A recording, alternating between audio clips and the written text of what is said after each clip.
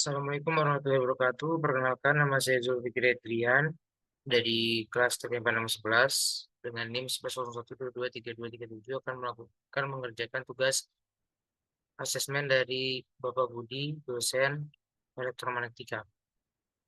Oke, yang pertama kita masuk ke persamaan Maxwell bentuk integral. Di mana dalam persamaan Maxwell bentuk integral ini terdapat ada 4 hukum yang digunakan. Bisa kita lihat di sini ada hukum Faraday, hukum Ampere dan arus pergeseran Maxwell, hukum Gauss magnet, ada hukum Gauss listrik dan hukum Gauss magnet, maaf. Di sini kita bisa lihat di mana rumus hukum Faraday yaitu adalah integral E dot dl sama dengan min d per dt integral b dot ds. Sedangkan hukum Ampere dan arus pergeseran Maxwell bisa kita lihat adalah integral h dot dl sama dengan integral j dot ds ditambah d per dt integral d dot ds. Dan hukum Gauss listrik integral d dot ds sama dengan integral p dikali dv sama dengan q, dan hukum Gauss magnet integral b dot ds sama dengan 0. Tunggu saja.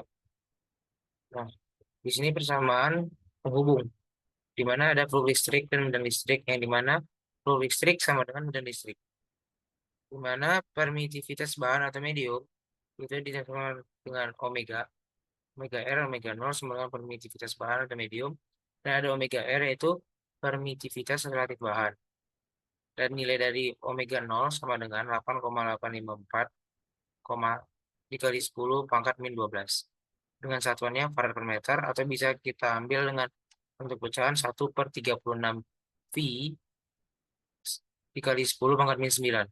Dan untuk medan magnet sendiri ada B sama dengan XH, yaitu adalah flux magnet sama dengan medan magnet, di mana tuh X sama dengan XR dan XR sama dengan X0, yaitu adalah permeabilitas bahan atau medium. XR permeabilitas relatif bahan. Nah, di sini X0 memiliki nilai 4 pi dikali 10 min 7 dengan satuannya adalah Henry per meter. Nah, berikut adalah parameter-parameternya, di mana E adalah medan listrik memiliki satuan volt per meter, H sama dengan medan magnet memiliki satuan ampere per meter, B adalah rapat flux magnetik dengan satuan Weber per meter persegi, dan D rapat flux listrik kolom per meter persegi, dan ada PV rapat muatan kolom per meter kubik, dan Q muatan listrik yaitu satuannya kolom, dan J rapat arus dengan satuannya ampere per meter persegi.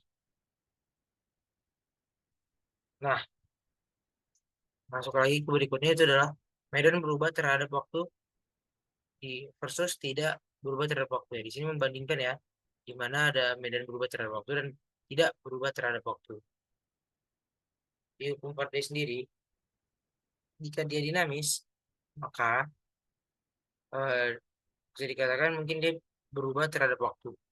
Tapi jika dia tidak berubah terhadap waktu, bisa dikatakan seperti statis, di mana hukum Faraday statis sendiri adalah integral E dot dl sama dengan min d per dt dikali integral b dot ds. Sedangkan medan statisnya lebih pendek, yaitu integral E dot dl sama dengan 0. Bisa kita lihat juga di bawahnya juga ada untuk hukum Ampere dan arus pergeseran, di mana medan dinamis dan medan statisnya berbeda. Kalau di medan statis kita bisa lihat integral H dot dl sama dengan integral J dot ds ditambah D per dt dikali integral D dot ds. Sedangkan di statisnya lebih pendek, yaitu hanya integral H dot dl sama dengan J dot ds.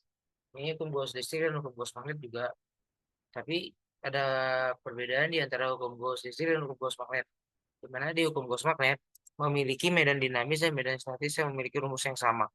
Yang bisa kita artikan berarti mereka memiliki di medan statis dan medan dinamis memiliki perhitungan yang sama atau memiliki hasil yang sama di setiap perhitungan statis dan dinamis.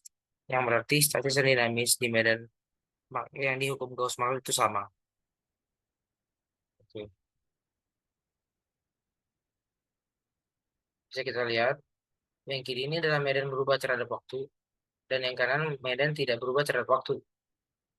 Ini ya, medan statis itu tidak berubah terhadap waktu, sedangkan dinamis berubah terhadap waktu.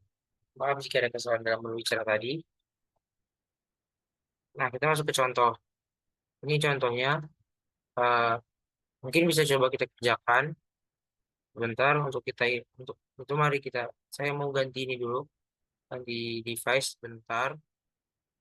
Oke, eh, sebentar jeda.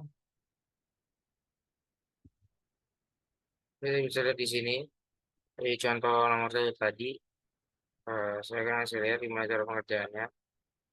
Oke, ini adalah contohnya. Bisa dilihat.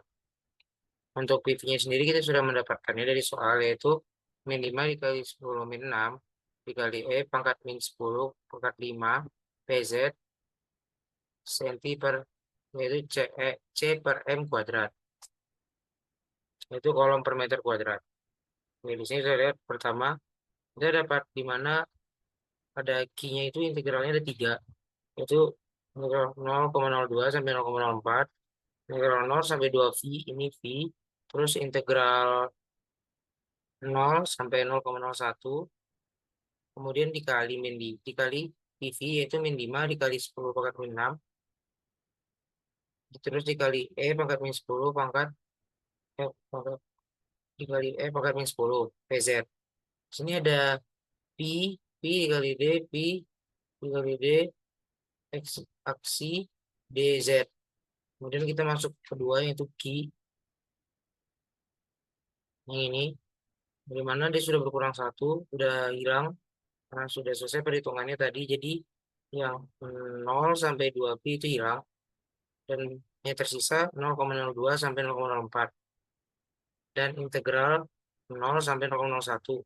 Kemudian itu dikali lagi dengan min 10 pangkat min 5 pi dikali E pangkat min 10 5 PZ. Dan di sini juga tertinggal pi dikali D dikali pi dikali DZ. Nah, ini baru terakhir karena ini sudah selesai.